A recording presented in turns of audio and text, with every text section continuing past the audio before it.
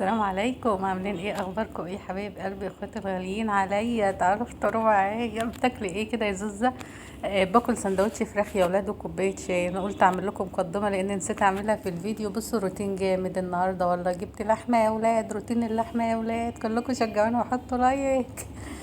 هعمل بقى هنا ايه، بطاطس بصلصة كده. وهعمل النهاردة لحمة وهعمل فراخ وهعمل رز. وبصوا النهاردة شهيصكم النهاردة والله. انا قلت بقى ايه، احنا كلنا صايمين انا والعيال الثلاث ايام اللي هم بتوع نص الشهر القمرية.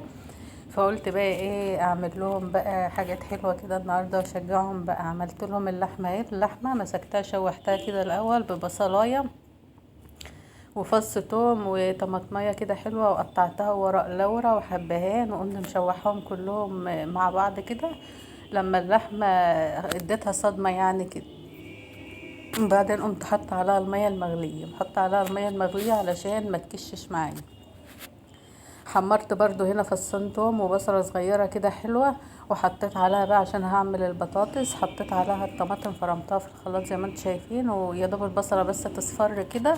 وقمت حاطه عليها الطماطم بقى تتسبك. هنا بقى هعمل ايه، حطيت معلقه سمنه بلدي حلوه وعليها شويه زيت. وهمسك الميه بتاعه الرز هغليها. انا بحب اغلي يا ولاد الميه بتاع الرز علشان الرز يبقى معايا ايه، مفرفر كده وحلو، ما يبقاش معجن ويستوي معايا بالعجله. عامله كل ده قبل ما اروح الشغل يا حبايب. عشان كلكم بقى ايه، كل كده اي حد مكسل ولا اي حد مش اي يوم كده يشوف اللي وراه وتشجعوا ايه يعني بعيشكم معايا يومي، يعني الروتين بتاعي، عشان تعرفوا ان انا جدعه وشطوره. عملت البطاطس اهي، اديت الصلصه بس غلوتين كده، وقمت حاطه فيها البطاطس وهمسكها بقى يا دوب بس ساعه ما تغلي اقوم مهديها عليها النار بقى عشان تتسبك كده. ميه الرز بتاعتي غليت اهي، والزيت والسمنه شايفين ريحه الميه بس الوحيده عسل. يا سلام عليك يا زوزه ونفسك الحلو. على فكره يا ولاد، انا اكلي بيبقى طعمه حلو قوي لان انا بطبخ كده من القلب، بحط كل طاقتي كلها وكل حاجه حلوه فيا كده بحطها في الاكل. بحب المطبخ قوي يعني. انا لو قعدت في المطبخ ليل ونهار اغسل مواعين واعمل اكل ما اقولش لا.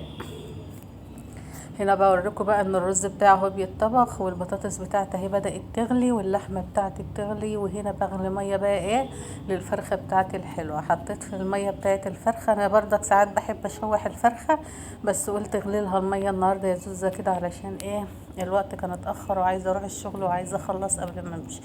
مسكت المية غليتها يا حبيب قلبي، وحطيت اللي هي الكوبيبة الصيني دي، وحطيت ورق لورا، وحطيت فصين مستكة، وحطيت عود قرفة وفصين حبهان وشوية بهارات فراخ حلوين كده. وقطعت بصلتين زي ما انتم شايفين سلام، حطيتهم برضو في الشوربة، طماطمية صغيرة وملح بقى. وما بحطش فلفل اسود كتير، يا دوب بس نطرة فلفل كده عشان ما تغمقش معايا الشرب.